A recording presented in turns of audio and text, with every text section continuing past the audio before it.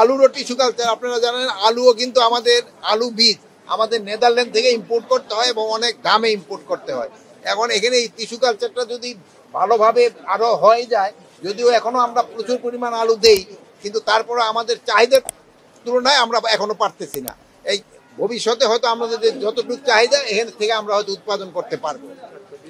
আর এখানে 4টা বীজ খামারও করা হচ্ছে। আর এখানে দেখছেন এই এলাকাটা কিন্তু 117 একর।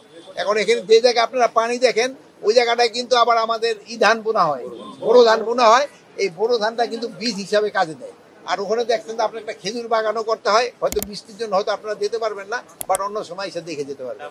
মাননীয় উপদেষ্টা, আমরা দেখতেছি বাজারে হঠাৎ করে আপনার কৃষি সবজি যে দামটা বেড়ে গেছে, হ্যাঁ জানি ওইটা অন্য মন্ত্রণালয়ের দেশের, কিন্তু আপনার উৎপাদন কেমন আছে বিষয়টা আমি একটা হলো যে বাজারে এই বৃষ্টির জন্য আমি আসার সময় যে আমার সাথে পিএস ছিল, আমি এক কৃষকের সাথে আলাপ করতেছিলাম। হাফিজ আসো নাকি? হাফিজ কই? হাফিজ আসো, হাফিজ কই আসো, এই সামনে। হাফিজে আমারও বলতেছিল, স্যার কৃষি পণ্যের তো এখানে সবজির দাম বেড়ে গেছে। আমি বললো এক কৃষকের মিলাও, এলাকায় এক কৃষকের মিলালাম। এখন হয়েছে কি, ওদের তো নষ্ট হয়ে গেছে বৃষ্টির কারণে, সবজি অনেক নষ্ট হয়ে গেছে। এই সবজি নষ্ট হয়ে যাওয়ায় জিনিসপত্রের দাম, মানে সবজির দাম কিছুটা বেড়ে গেছে। এখন যেমন এই যে কিছুক্ষণ আগে বৃষ্টি হলো না, এখন আল্লাহ দিলে দেখেন রোদ উঠে গেছে। এরকম যদি রোদ উঠে তবে কিন্তু আবার এই সবজির দামটা কমে আসবে। কিন্তু আবার সবজির দামটা কম, কিন্তু আবার সবজির দামটা বেশি, কিন্তু আবার কিন্তু আলুর দাম কিন্তু একেবারেই কম।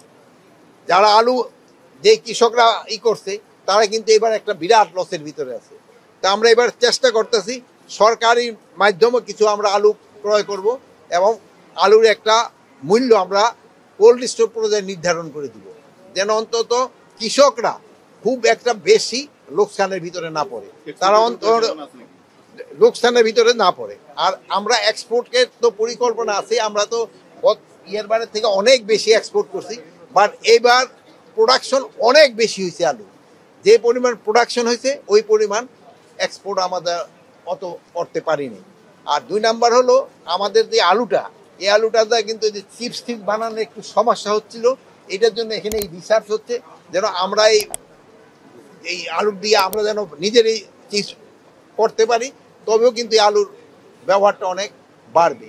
প্লাস ওই আলুর আরেকটা জিনিস হলো করতে হচ্ছে যে বিদেশে থেকে যে আলুটা আনতেছে, এটা এই আমাদের যদি এই গবেষণাটা ভালোভাবে সাকসেসফুল এখনো যদি হয়, তো আমাদের হয়তো ভবিষ্যতে আর এই বীজ আলু আনতে হবে না।